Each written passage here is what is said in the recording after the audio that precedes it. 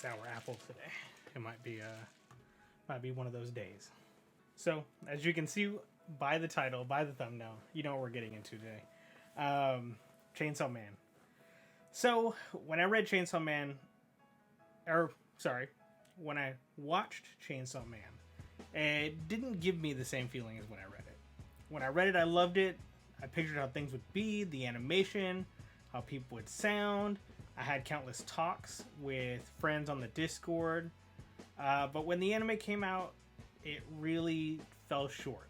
It didn't give me the same feeling I had when I read it for the first time. And I'm not by any means saying that the adaptation is bad, but to me, it just didn't express Fujimoto's work. The voice cast is amazing.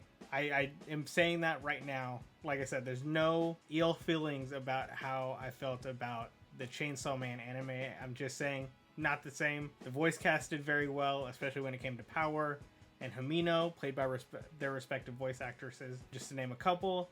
But for the show, it's just not how I pictured. And when it comes to characters like Denji or Pochita, who come together to make the namesake, the Chainsaw Man, the voice that is kind of like the pinnacle for the show, it just fell short for me. I was hoping for like a guttural, clanging, like almost reminiscent of like a Frieza. Their voices kind of come together to make this Chainsaw Man voice. You know, hearing this maybe like clanging of metal or like, you know, this kind of like skipping of gears for a chainsaw. But I didn't expect it to be just Denji's voice. I didn't expect it just to be like a normal person, especially when it comes to some of those like pivotal moments where you see that like Denji is kind of like grinding to get to like a more harsh level or grinding to get to this next level. It just wasn't there. And now that I've got you on the hook, and maybe hating me, now let's get into the reason we're making the video today.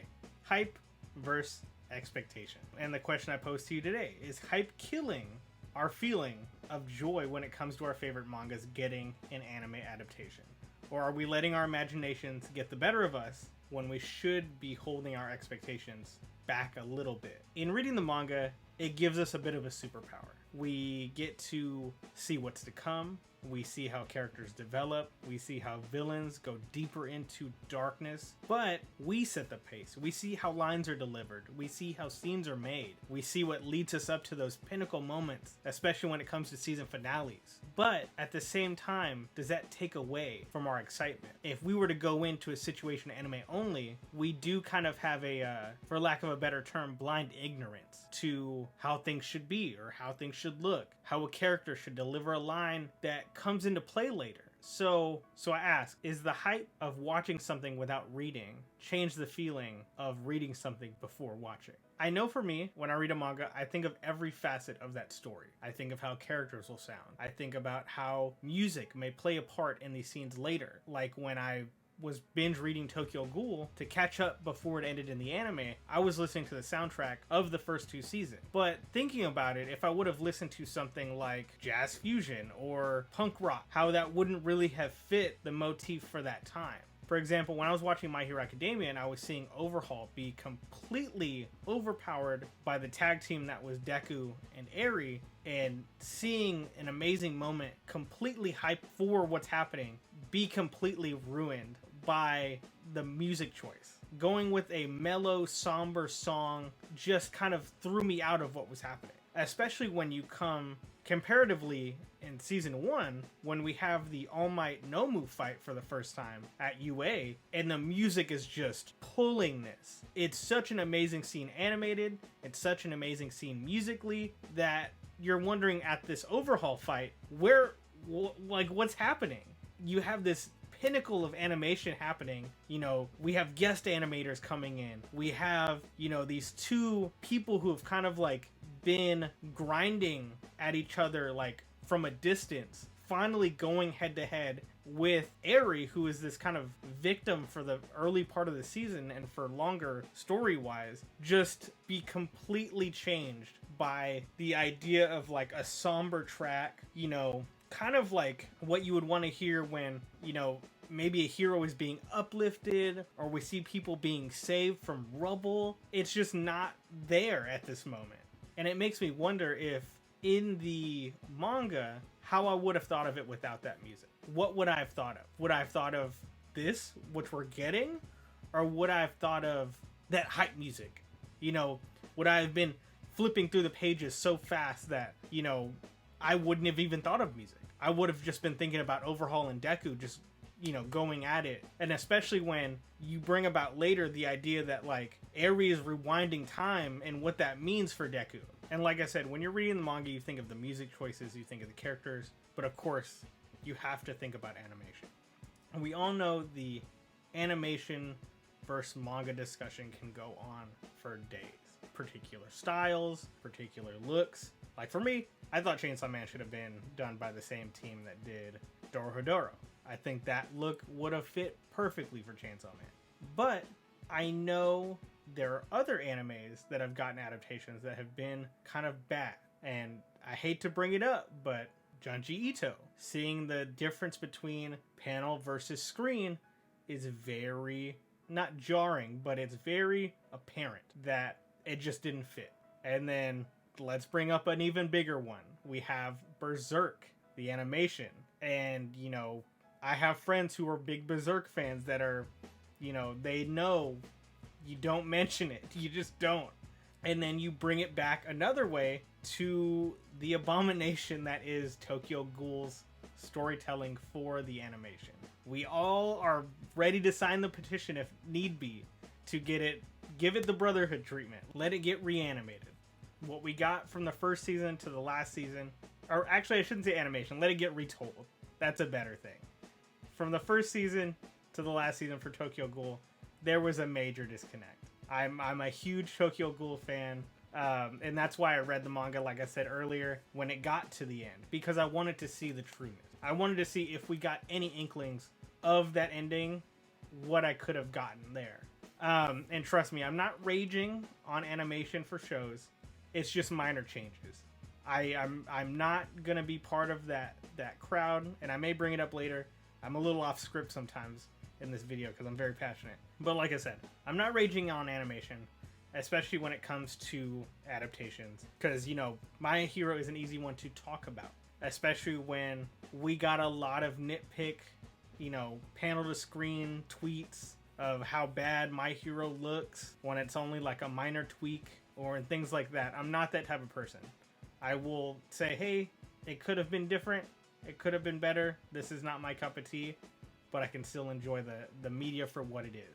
But my biggest problem is that with My Hero, we get the idea that these characters are going through their story. We see Deku, you know, and at the beginning he goes, this is how I become the #1 hero. But as we progress the story and how Deku becomes more of a pinnacle of how he would become the #1 hero, or how he grows, you know, ultimately this is like a high school, you know what I mean? We see in our real world, and should be with here too, we see the progression of how people grow, how they become adults, how they become more independent in their ways. And in My Hero, we get that darkness start to develop. We see how the villains start to win.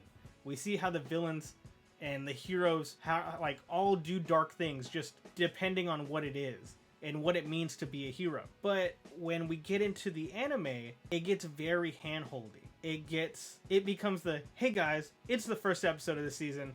Now let's go ahead and do a full recap of our school cast. Hey guys, here's a dark moment that could have been equally as dark in the animation, but no, we're gonna make it really light. We're gonna make it really airy. We're gonna give, you know, you guys an immediate kind of gratification for what's going on. And I know in moments like that they are catering to the younger audience because, hey, you know, I'm 34, I think, and I've been watching anime since I was 11, I think. Yeah, like, no, because Pokemon, I was probably 7. Yeah, so 7 if you count Pokemon. These, you know, and I grew with anime, you know, I was watching stuff that I wasn't supposed to. And, you know, even our current audiences are watching a lot of stuff that they're not supposed to. What I'm saying is a lot of the handhold stuff ends up deterring people from getting into the anime. And that's where you have a lot of people who are like, oh, if you don't like it, then get into the manga. If you don't like this, go into the manga. And you have a lot of that with a lot of different things. You know, I'm a One Piece fan. So of course, I started with the anime, and now I'm a manga person, and I've watched I've read a lot of the manga compared to a lot of the anime because I'm, chapter by chapter, I'm there. But what I'm saying is, you have to also let these people who are your audience grow. Just like you're letting, all of these Japanese kids grow with the manga as they're reading it as it comes out, you have to let the American audience do the same thing if you really want your audience to grow. I've, again, gone on a major tangent. And it makes me wonder that the director of the anime, because of course the anime production isn't American. The anime production is Japanese. So it is their choice ultimately on what they want to focus. And maybe that is what they're doing. They're focusing on more of the adolescent kids rather than kind of like the teenagers who are reading manga. And I'm not saying that kids aren't reading manga in Japan, but it makes you wonder about the direction and comparatively, because we do see it going darker. We do see some of these darker moments. But I know there was a gentleman on YouTube recently who said, hey, I've read it, and this is how it's depicted, so let me go ahead and show you what it would look like depicted that way. It was amazing. It brought a whole new spin on this lighthearted version, which should be dark. And it gives you an idea of how grave these things are. And that's what I like about My Hero currently. I like how it feels like the balance is truly teetering, you know what I mean? I'm a huge Star Wars guy, so trust me, I know the balance of like light and dark and what that means for each section. But yeah, it's just the serious tone and the change of animation styles there would have really helped. And trust me, I know this subject matter is a very double-edged sword. The idea of liking things, the idea of not liking things. But the issue is people need to be civilized when you make that discussion.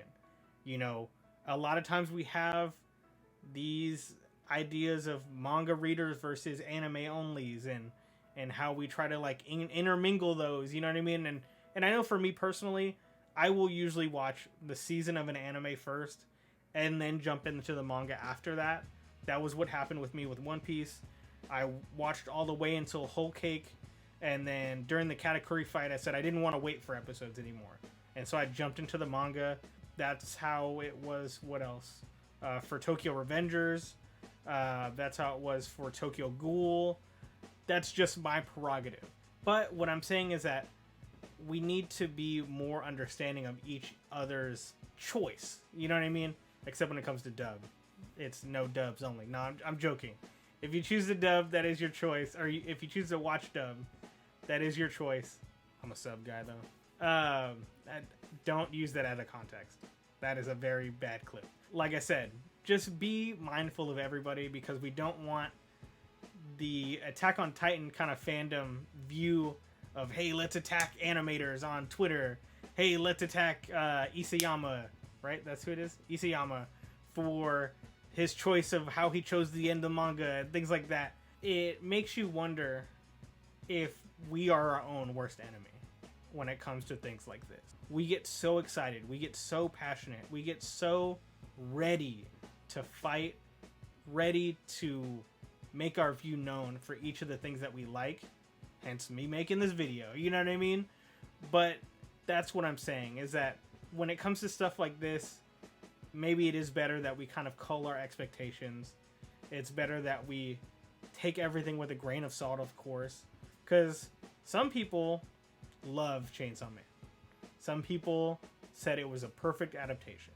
But like I said, for me, it was just not the same. I know for a few other people, it was just not the same.